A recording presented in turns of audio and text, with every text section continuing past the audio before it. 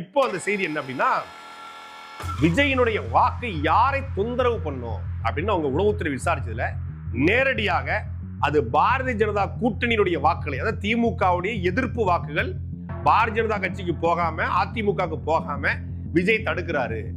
அதாவது ஒரு எதிர்ப்பு வாக்குங்கிறது ஒரு 10 விழுக்காடு இருக்கலாம்.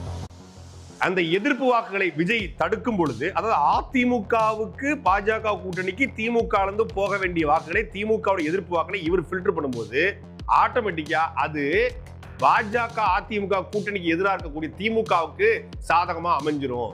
அப்ப திமுகவுக்கு சாதகமா அமையத்தான் விஜயினுடைய ரோல் பிளே பண்ண பாக்குது. அது பாஜக அதிமுகவுடைய கூட்டணிக்கு பெரிய தொந்தரவா மாறும். அப்போ மத்திய அரசு என்ன முடிவு எடுக்குது?